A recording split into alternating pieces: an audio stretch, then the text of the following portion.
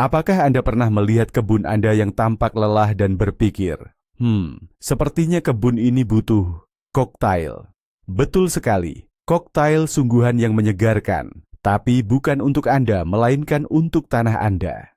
Hari ini kita akan berbicara tentang koktail hijau untuk tanah. Ini bukan sekadar istilah yang sedang tren, melainkan alat agroteknik yang sangat ampuh. Saya akan menunjukkan bagaimana Anda bisa menjadi bartender tanah sejati dan mencampur tanaman siderat sedemikian rupa untuk mengatasi masalah spesifik di lahan Anda. Saya jamin, setelah menonton video ini, Anda akan melihat tanaman biasa seperti mustard atau semanggi dengan pandangan yang sama sekali baru. Mari kita mulai dari dasar. Apa itu siderat? Sederhananya, siderat adalah tanaman yang kita tanam bukan untuk dipanen hasilnya, melainkan untuk memperbaiki dan menyehatkan tanah. Mereka juga dikenal sebagai pupuk hijau. Metode ini telah digunakan oleh manusia selama berabad-abad, secara intuitif memahami bahwa tanah menjadi lebih baik setelah ditanami tumbuhan tertentu. Namun, hari ini kita memahami ilmu yang mendasarinya. Dan rahasia utamanya bukan hanya menanam satu jenis tanaman saja, melainkan menciptakan campuran yang tepat yang akan bekerja layaknya pasukan elit untuk menyelesaikan tugas-tugas spesifik di lahan Anda. Jadi, mengapa menanam satu jenis tanaman saja di lahan itu tidak efektif? Mengapa kita berbicara tentang koktail tanaman, bukan sekadar menanam satu jenis seperti mustar? Alasannya sangat sederhana. Bayangkan Anda ingin menyiapkan santapan yang benar-benar bergizi dan bermanfaat untuk tanah Anda. Tentu Anda tidak akan memberinya hanya kentang saja, kan? Diperlukan pendekatan yang komprehensif. Begitu juga dengan pupuk hijau. Setiap jenis tanaman adalah spesialis di bidangnya masing-masing. Ada yang akarnya seperti bor perkasa, menembus tanah padat hingga ke dalam, melonggarkan struktur tanah, dan mengambil nutrisi dari lapisan bawah. Ada pula yang sistem perakarannya seperti jaring padat, sangat ideal untuk menyusun kembali lapisan tanah paling atas yang sangat penting, menjadikannya gembur dan berudara. Yang ketiga, seperti alkemis sejati, mampu mengambil nitrogen langsung dari udara dan menyimpannya di dalam akar mereka, memperkaya tanah Anda secara gratis. Dan yang keempat, berfungsi seperti dokter bagi tanah, mengeluarkan zat-zat yang mengusir hama dan menekan penyakit. Jika Anda hanya menanam satu jenis, Anda hanya memecahkan satu masalah saja. Namun ketika Anda mencampurkannya, Anda akan memicu efek sinergi yang sangat kuat. Mereka mulai saling membantu, menciptakan ekosistem yang sempurna tepat di lahan Anda. Mari kita kenali keluarga utama dari para sahabat hijau kita ini. Kita akan mulai dari kaum bangsawan sejati di dunia tumbuhan, para juara dalam menyuburkan dan memperkaya tanah. Ini dia tentu saja kelompok tanaman polong-polongan. Anda pasti tidak asing dengan nama-nama seperti semanggi, vicia, kacang polong, lupin, atau alfalfa. Lalu, apa sih rahasia kekuatan super mereka? Mereka adalah pabrik hidup penghasil nitrogen. Di akar mereka, tepatnya di benjolan-benjolan kecil yang disebut bintil akar, hiduplah bakteri-bakteri khusus. Para mikroba pekerja keras ini melakukan keajaiban nyata. Mereka menangkap nitrogen langsung dari udara, yang jumlahnya sekitar 780% di atmosfer kita, lalu mengubahnya menjadi bentuk yang bisa diserap oleh tanaman. Bayangkan saja, ini seperti memiliki ratusan pabrik mini di lahan Anda yang bekerja 24 jam non-stop, memproduksi pupuk paling berharga untuk Anda. Ketika Anda memotong tanaman polong-polongan ini dan mengolahnya kembali ke dalam tanah, semua nitrogen yang sudah terkumpul tadi akan menjadi nutrisi berharga bagi tomat, timun, dan cabai Anda di masa depan. Sederhananya, tanaman polong-polongan ini adalah sumber nutrisi gratis dan paling ramah lingkungan untuk tanah yang lapar Anda. Kelompok penting kedua yang wajib ada dalam setiap koktail tanah yang baik adalah tanaman silangan. Saya yakin sawi, lobak minyak, dan raps sudah tidak asing lagi bagi semua pekebun. Jika tanaman legum adalah koki yang memberi makan tanah kita, Maka tanaman silangan ini adalah dokter dan penggalinya. Mengapa disebut penggali? Semuanya karena sistem perakarannya. Banyak dari mereka, terutama lobak minyak, memiliki akar tunggang yang sangat kuat. Akar ini layaknya bersungguhan, menembus jauh ke dalam tanah, bahkan memecah lapisan tanah yang paling padat dan mampat sekalipun. Dan ketika tanaman mati, akar ini meninggalkan jaringan saluran. Melalui saluran-saluran ini, udara dan air dapat dengan mudah meresap ke dalam tanah yang lebih dalam, membuat tanah bisa bernapas. Lalu, mengapa disebut dokter? Ini bahkan lebih menarik lagi. Akar dan daun tanaman silangan mengandung zat-zat khusus dan minyak atsiri. Zat-zat ini memiliki efek fitosanitasi yang kuat. Sederhananya, mereka mendisinfeksi tanah, menekan perkembangan penyakit jamur seperti hawar daun dan kudis, serta mengusir dan bahkan membasmi banyak hama, seperti ulat kawat dan nematoda.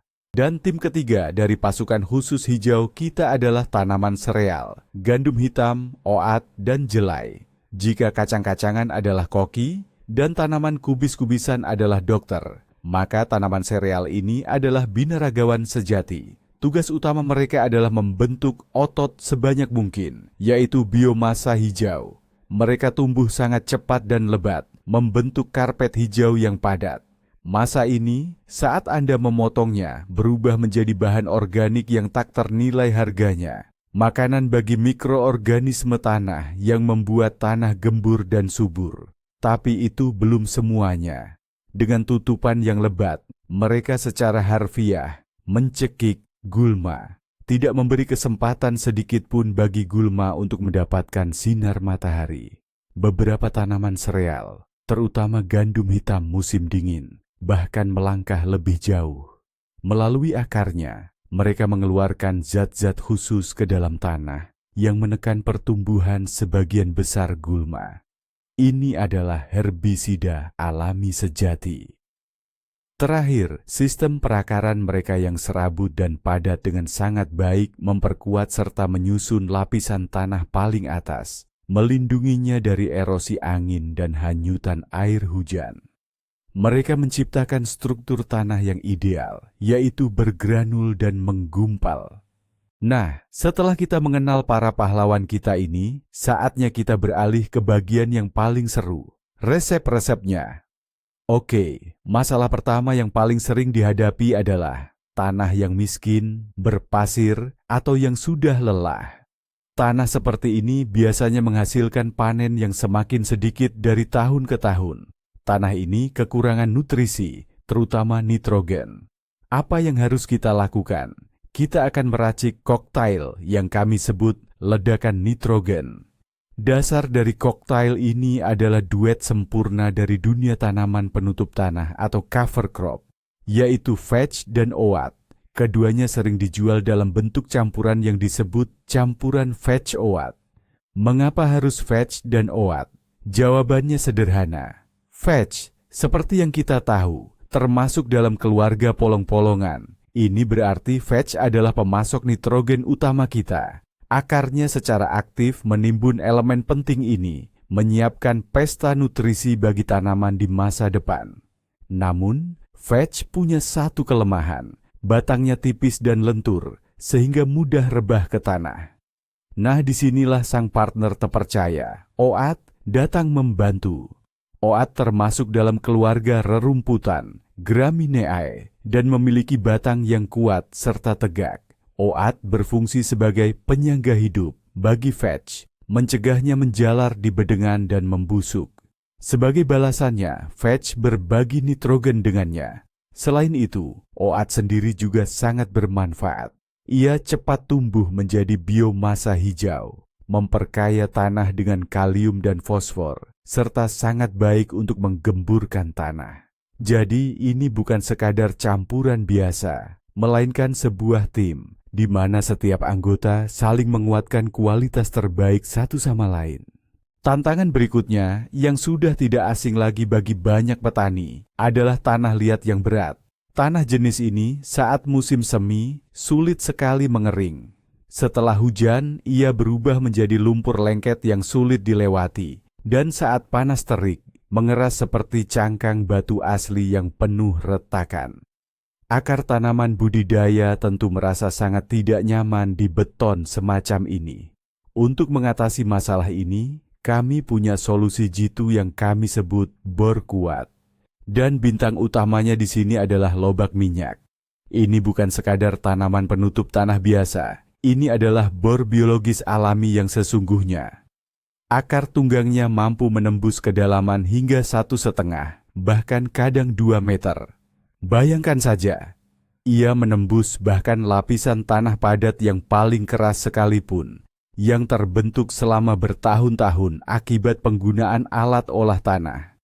Tapi, bagian paling menariknya terjadi setelah itu. Ketika lobak ini dipangkas, akar kuatnya akan mati dan membusuk langsung di dalam tanah, meninggalkan jaringan saluran dalam yang utuh. Melalui saluran-saluran ini, seperti lift, air dan udara akan meresap lebih dalam ke dalam tanah. Tanah pun mulai bernapas dan hidup kembali. Sebagai pasangan untuk lobak ini, Anda bisa menambahkan sawi atau gandum. Mereka akan membentuk jaringan akar halus yang padat di lapisan atas tanah, mencegahnya mengeras menjadi kerak, dan menambahkan bahan organik yang berharga. Bagaimana jika masalah utama Anda bukan pada struktur tanah, melainkan pada musuh-musuh tak kasat mata yang merusak hasil panen Anda? Jika kentang Anda selalu dijangkiti ulat kawat dan wortel serta bit Anda menderita akibat nematoda. Kalau begitu, mari kita racik koktail perisai hijau. Ini adalah pasukan khusus fitosanitari kita. Dan bahan dasarnya adalah monster putih. Ya, monster biasa yang sudah sangat kita kenal. Namun jangan meremehkannya. Eksudat akarnya yang mengandung glikosida adalah racun mematikan bagi banyak hama tanah, khususnya ulat kawat, larva kumbang kliker. Sederhananya, ulat kawat tidak tahan hidup berdampingan dengan monster dan akan berusaha keras meninggalkan area yang ditanami monster. Namun, jika lahan Anda sudah terjangkit nematoda, cacing mikroskopis yang mengisap cairan dari akar tanaman, maka monster saja tidak akan cukup.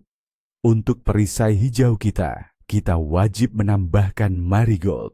Ya, bunga-bunga oranye cantik yang biasa kita tanam untuk memperindah pemandangan. Akar marigold mengeluarkan zat-zat yang sangat mematikan bagi nematoda. Ini adalah salah satu cara paling efektif dan ramah lingkungan untuk membersihkan tanah dari serangan hama tersebut. Untuk lebih memperkuat efeknya, Anda juga bisa menambahkan Phacelia ke dalam campuran ini, yang selain menyehatkan tanah, juga menarik serangga-serangga bermanfaat. Gulma atau rumput liar, seperti rumput teki, semanggi, atau bayam duri, adalah masalah klasik lain yang dihadapi oleh setiap pemilik kebun. Perjuangan melawan mereka seolah tak ada habisnya. Namun, bagaimana jika saya beritahu Anda bahwa kita bisa membuat tanaman tertentu memerangi gulma lain? Untuk strategi ini, kita akan membutuhkan koktail paling padat dan agresif yang kami sebut karpet penindas. Di sini, jagoan utamanya adalah gandum hitam musim dingin dan Phacelia. Gandum hitam musim dingin adalah terminator sejati di dunia tanaman penutup tanah. Pertama, ia tumbuh sangat cepat, mengungguli sebagian besar gulma dan merebut cahaya, air, serta nutrisi yang mereka butuhkan. Kedua, dan ini yang terpenting, sistem akarnya melepaskan zat-zat khusus ke dalam tanah yang secara efektif menghambat pertumbuhan tanaman lain. Fenomena ini dikenal sebagai alelopati. Gandum hitam menciptakan lingkungan yang tidak ramah bagi gulma pesaing di sekitarnya, sehingga bedengan Anda menjadi bersih dari gulma. Sementara itu, Phacelia bekerja sedikit berbeda. Ia tidak seagresif gandum hitam, namun menciptakan karpet yang sangat lebat dan lembut dari daun-daunnya yang berlekuk indah. Di bawah selimut hidup ini, tidak ada satupun gulma, bahkan yang paling ulet sekalipun, yang mampu menembus dan tumbuh. Ditambah lagi, Phacelia adalah penarik lebah yang hebat. Ia akan menarik lebah ke kebun Anda, yang tentu saja akan berdampak positif pada hasil panen Anda. Bersama-sama, gandum hitam dan faselia memberikan pukulan ganda yang mematikan terhadap gulma, tidak menyisakan sedikit pun peluang bagi mereka untuk berkembang. Nah, bagaimana jika tanah Anda tidak punya masalah khusus yang besar? Jika tanah Anda sudah lumayan baik, tapi Anda ingin membuatnya jauh lebih subur, lebih hidup, dan lebih berkualitas.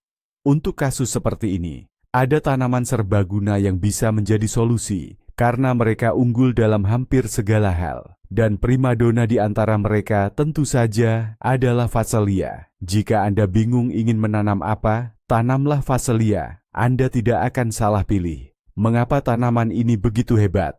Pertama, pertumbuhannya sangat cepat. Hanya dalam waktu sekitar 1,5 bulan setelah penanaman, Anda sudah akan melihat hamparan daun hijau yang lebat dan lembut. Kedua, sistem perakarannya yang bercabang mampu menggemburkan dan menata struktur lapisan atas tanah dengan sangat baik, menjadikannya lebih gembur, berongga, dan mampu menahan air. Ketiga, seperti yang sudah disebutkan, faselia sangat efektif dalam menekan pertumbuhan gulma dan juga merupakan tanaman penghasil madu yang sangat baik. Keempat, eksudat akar yang dikeluarkan faselia dapat menyehatkan tanah, mengurangi keasamannya, dan menekan beberapa patogen penyebab penyakit. Faselia tidak rewel, bisa tumbuh di berbagai jenis tanah, dan yang terpenting, tidak memiliki hama atau penyakit umum yang sama dengan tanaman kebun utama Anda. Ini menjadikannya tanaman pendahulu yang ideal untuk hampir semua jenis tanaman lainnya. Sebagai pasangannya, Anda bisa menambahkan sedikit mustard untuk efek fitosanitasi atau gandum, owat, jika Anda ingin menambah lebih banyak bahan organik.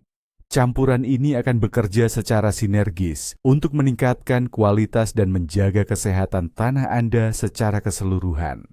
Pertanyaan kunci yang sering membuat banyak orang penasaran adalah, kapan waktu terbaik menanam tanaman penutup tanah ini agar mendapatkan manfaat maksimal? Kabar baiknya, Anda punya 3 periode waktu yang bisa dimanfaatkan. Pertama, awal musim semi. Begitu salju mencair dan tanah mulai sedikit hangat, Anda bisa segera menaburkan benih di bedengan yang akan digunakan untuk menanam tanaman yang ditanam lebih lambat, seperti tomat, paprika, atau kubis. Saat tiba waktunya menanam bibit utama, tanaman penutup tanah Anda sudah cukup tinggi. Anda bisa memotongnya seminggu atau 2 minggu sebelum penanaman bibit, sehingga bedengan Anda menjadi ideal, gembur, dan kaya nutrisi. Kesempatan kedua adalah di musim panas. Setelah memanen bawang merah awal, bawang putih, atau lobak, bedengan Anda kosong. Jangan biarkan begitu saja sampai ditumbuhi gulma. Segera tanamkan tanaman penutup tanah di sana. Mereka akan dengan cepat mengembalikan kesuburan tanah. Dan menjelang musim gugur, Anda bisa menanam sesuatu yang lain di tempat itu, atau sekadar mempersiapkan tanah untuk musim dingin. Dan yang terakhir, kesempatan ketiga yang paling penting dan populer adalah di musim gugur, setelah panen utama selesai. Penanaman di musim gugur adalah investasi utama Anda untuk kesuburan tanah di tahun berikutnya. Tanaman penutup tanah akan tumbuh sebelum embun beku datang, melindungi tanah dari pembekuan dan erosi selama musim dingin. Dan pada musim semi, Anda akan mendapatkan tanah yang sudah siap untuk penanaman baru. Menanam pupuk hijau atau siderat, itu baru setengah dari prosesnya. Rahasia sukses utamanya, kunci dari semua keajaiban yang tersembunyi, adalah memotongnya tepat waktu. Nah, disinilah banyak pekebun sering melakukan kesalahan fatal. Mereka berpikir, biarkan saja tumbuh lebih lama, nanti biomasa hijaunya lebih banyak, dan tentu saja manfaatnya juga akan lebih besar. Kedengarannya logis, tapi faktanya justru kebalikannya. Anda harus memotong atau mengolah pupuk hijau ini ke dalam tanah pada fase pembentukan kuncup bunga, yaitu jauh sebelum tanaman mulai berbunga secara massal. Begitu Anda melihat kuncup-kuncup pertama muncul, itulah saatnya untuk bertindak. Mengapa ini sangat penting? Sederhana saja. Sebelum berbunga, tanaman akan mengarahkan semua energi dan nutrisi yang telah dikumpulkan, seperti nitrogen, kalium, fosfor, dan mikronutrien lainnya, ke bagian batang dan daunnya. Pada saat ini, biomasa hijaunya sangatlah kaya nutrisi, empuk, dan mudah terurai. Namun, begitu proses pembungaan dimulai, tanaman akan mengalihkan programnya. Tujuan utamanya kini bukan lagi pertumbuhan, melainkan perkembangbiakan. Semua saripati, energi dan nutrisi paling berharga mulai berpindah dari daun menuju bunga, lalu ke biji. Batangnya akan mengeras dan menjadi liat, serta menumpuk serat-serat yang sulit terurai. Jika Anda melewatkan momen penting ini, alih-alih mendapatkan pupuk hijau yang mudah diserap dan kaya nutrisi, Anda justru akan mendapatkan jerami yang keras dan membutuhkan waktu sangat lama untuk terurai di kebun Anda. Nah, kita sudah berhasil menemukan waktu yang tepat untuk memangkas tanaman penutup tanah atau siderata kita, yaitu saat manfaatnya sedang optimal-optimalnya. Lalu, muncul pertanyaan logis berikutnya. Apa yang harus kita lakukan dengan biomasa hijau ini selanjutnya? Ada dua cara utama dan keduanya sama-sama benar. Pilihan ini bergantung pada kondisi tanah Anda, musim, dan juga preferensi pribadi Anda. Cara pertama, yang klasik, adalah mengintegrasikannya ke dalam tanah.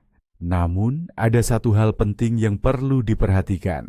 Jangan pernah mengolah tanah terlalu dalam sampai membalik lapisannya. Tindakan ini akan merusak seluruh struktur tanah yang sudah dibentuk oleh akar-akar tanaman siderata tersebut. Cukup campurkan ringan saja biomasa hijau ini ke lapisan tanah paling atas dengan kedalaman sekitar 5-7 cm. Anda bisa melakukannya menggunakan cangkul datar, garu, atau kultivator ringan. Dengan cara ini, biomasa hijau akan cepat terurai dalam kondisi aerobik, yaitu dengan adanya akses udara, dan segera melepaskan nutrisi ke tanah. Metode ini sangat cocok untuk persiapan lahan di awal musim tanam, atau kapanpun Anda membutuhkan efek nutrisi yang cepat. Namun, ada juga cara kedua, yang sangat disukai para penganut pertanian alami. Dan cara ini bahkan lebih mudah lagi. Perubahan pola pikir paling penting bagi seorang pekebun adalah pemahaman bahwa tanaman penutup tanah atau siderata tidak boleh dibiarkan berbunga dan menghasilkan biji. Banyak yang berpikir, biarkan tumbuh lebih lama agar masanya lebih banyak. Tapi ini adalah kesalahan besar. Dengan memotongnya pada puncaknya, yaitu saat masa pembentukan kuncup bunga, Anda secara harfiah mengawetkan semua manfaatnya dan mengarahkannya ke tanah, bukan untuk keturunan tanaman di masa depan. Poin mengejutkan kedua adalah bahwa marigold biasa yang kita tanam hanya untuk keindahan, ternyata bisa menjadi obat ampuh melawan hama menakutkan seperti nematoda. Ini adalah fitosanitasi alami yang efektif, mudah diakses oleh siapa saja. Anda tidak hanya menanam rumput, Anda sedang mengelola seluruh ekosistem di bedengan kebun Anda. Jadi, mari kita simpulkan. Mencampur tanaman penutup tanah itu tidak sulit.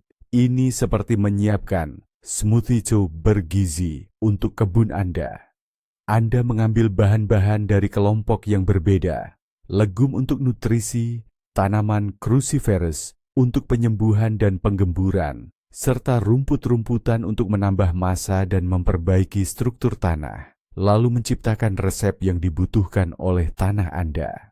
Terima kasih sudah menonton video ini sampai akhir. Jika video ini bermanfaat bagi Anda, jangan lupa like dan subscribe channel ini agar tidak ketinggalan episode-episode terbaru. Nah, sekarang giliran pertanyaan untuk Anda. Jenis tanaman penutup tanah apa saja yang sudah Anda coba di lahan Anda? Bagikan pengalaman Anda atau koktail favorit Anda di kolom komentar. Mari kita kumpulkan buku resep terbaik bersama.